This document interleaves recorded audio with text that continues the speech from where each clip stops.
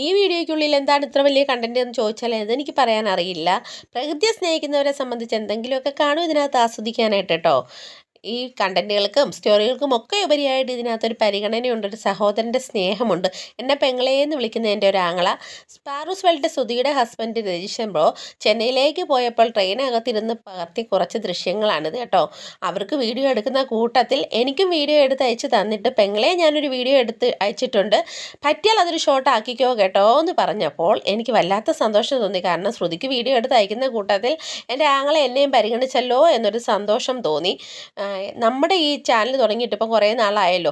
ഇത്രയും നാളായില്ലേ, നിങ്ങൾക്ക് പൈസ കിട്ടി തുടങ്ങിയിട്ടുണ്ടോ എന്ന് നമ്മളുടെ അടുത്ത് സ്നേഹത്തെ ചോദിക്കുന്നവരുമുണ്ട്, പരിഹസിച്ച് ചോദിക്കുന്നവരുമുണ്ട്. ആ പരിഹസിച്ച് ചോദിക്കുന്നവരോട് പറയട്ടെ, ഇതൊക്കെയാണ് കേട്ടോ നമുക്ക് കിട്ടുന്ന ഏറ്റവും വലിയ വരുമാനങ്ങൾ.